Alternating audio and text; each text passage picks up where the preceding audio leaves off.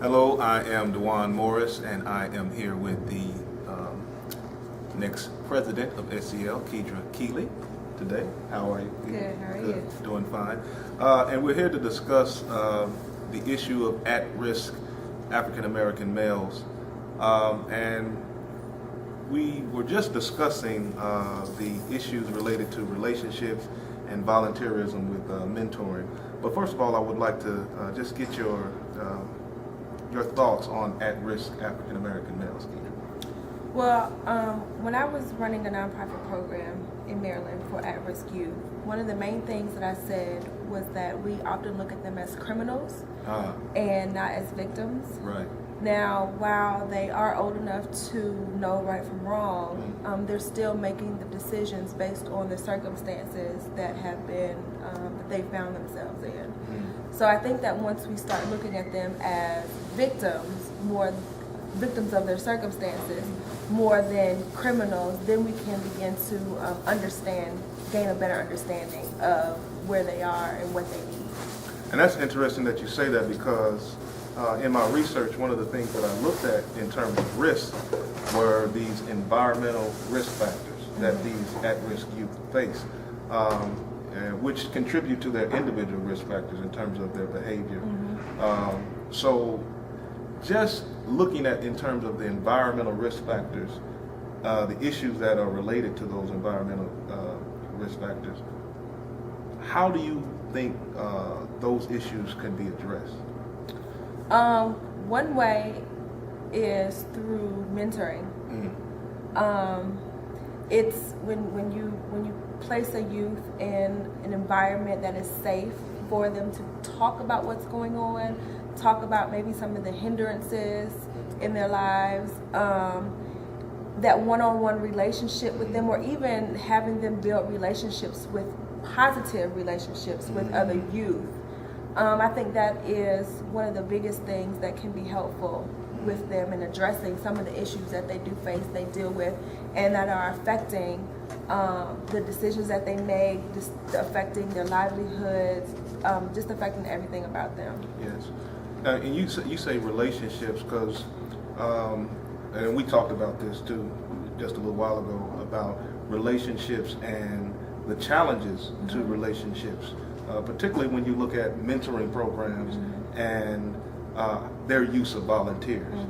Can you talk a little bit about the challenge of relationships in mentoring programs? One thing that I found, I was working in the detention centers with youth, and one thing that I found that they need is consistency. And that is one thing that is a challenge with mentors, is that mentors are not being consistent.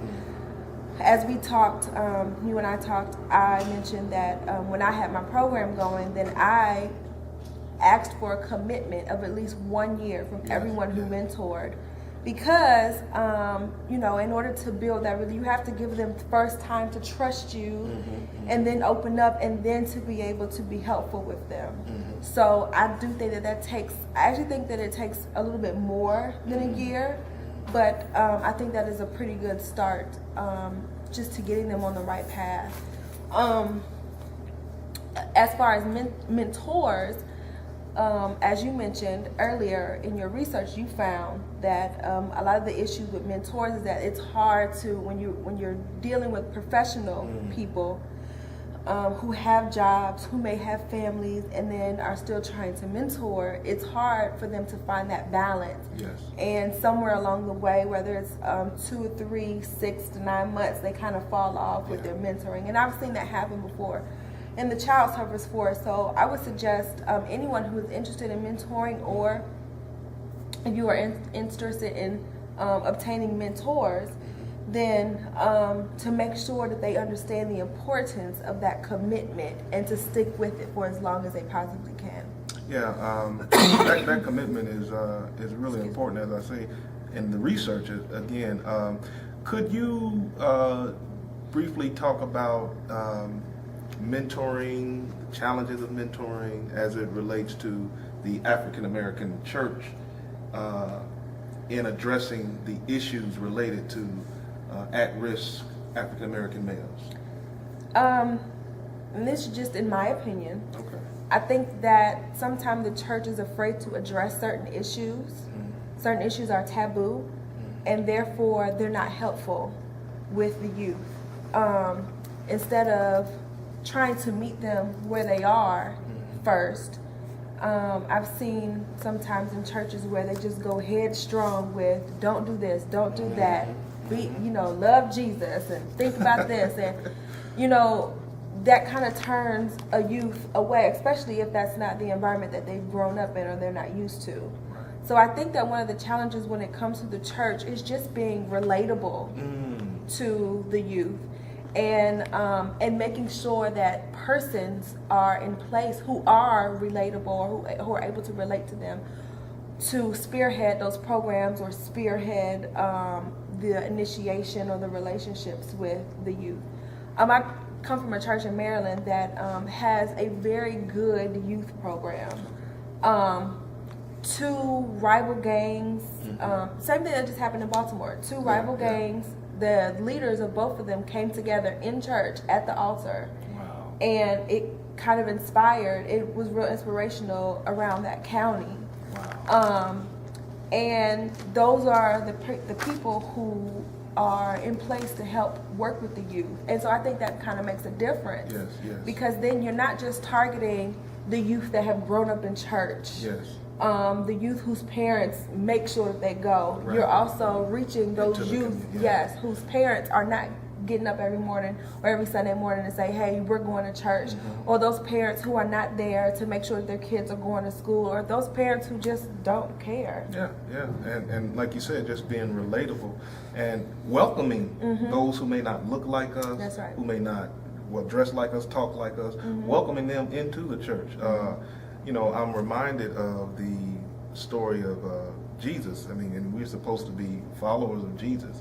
When the disciples are trying to bring, when people are bringing children to Jesus so that he may touch them, and the disciples rebuke the people that are bringing the children to Jesus, and Jesus gets mad and tells them, the text says he was displeased and says, forbid them not, for such is the kingdom of heaven. And many times I wonder, have we as a church become like those disciples in terms of pushing our children away when we're supposed to be following Jesus, who is welcoming them into his care, and which shows his concern for young people. So I think I totally agree with you that we need to be relatable, and we need to be welcoming to them. Also, in terms of strategies for mentoring, could you just share a little bit more in terms of some strategies you may think would work in a mentoring program in terms of activities? Activities, I think that it's important to focus on, first, what you focus on in your activity. Self-efficacy and self-esteem. Excuse me. Anger management. Goal setting. Things that are practical and can be applicable to life for them. Even some type of career training or interest training in what exactly do you like to do? Because a lot of them don't know. How can you make this into your own business, and teaching them how to take what they like to do and making it profitable for them legally. And then, if you're talking about youth, then I don't know how many games that you want to play and make it too kiddie, but just finding topics of interest to them, relationships, healthy relationships. Like I said, how to take your interest and how to make it profitable for you. How to get good grades in school. Everyone may not be interested in a 4-year college, so what can you do to further you can make money off of anything these days. You can go find education for anything. So how can you further your education after high school, even if it's not at a 4-year college? I think those type of activities, those life skill activities, are vital for them. And then also peer or group mentoring, so that they can sometimes see that I'm not the only one going through what I'm going through, and then giving them someone to talk to about what they're going through Yes. and dealing with. That's good. So you believe that mentoring is an effective strategy to tackling some of these issues? I believe that mentoring is very effective. One thing that I learned working with youth in the detention center is that they want two things. They want three things. They want somebody to be consistent with them, they want somebody to care about them, and they want somebody to talk to. And that's interesting because that's, in my research, that's what I found is needed. Consistency, care, and someone to listen to. I believe that our youth today are begging, for the lack of a better term, someone to listen to them. And we hear it in stores, when we go to stores and we hear our youth talking loud. I think in part that's because they want attention. We hear it in our music. They are crying for someone to listen to them. Yep. And I think, as you described here, that mentoring is a good way. And the studies that I've looked at show that there's benefits in mentoring at-risk youth in our communities, particularly African American males. But the issue is, in terms of professional mentors, is funding. And so what are some of the ways that you think a mentoring program can seek funding? Well, there are a lot of grants out there that help with funding or that offer funding, but then also pairing up with an organization that has the funding, because a lot of those grants that come out, they are for a lot of money, but they give them to specific agencies. Nice. And so maybe if you have a small organization, or if you're interested in mentoring, then pairing up with an agency that is getting some of that grant appropriated money. Gotcha. Again, one of the things that we did when we applied for some grants is that we partnered up. We couldn't offer everything, and so we partnered up with some of the other nonprofits around the area, and that made that grant a little stronger for us, or the grant request a little stronger. So pairing up, and then just soliciting, getting out in the community and letting people know what you're doing, going to the churches and letting them know, and asking for donations. When the first few years of my organization, we ran strictly off of donations. Wow. Yep. So they do work, they do help, and especially if you're in a grassroots situation. Finally, do you think it's beneficial for churches to form their own mentoring programs? I think it's beneficial for them to form their own mentoring programs, but also get involved in other mentoring programs too. If you do not have the capacity to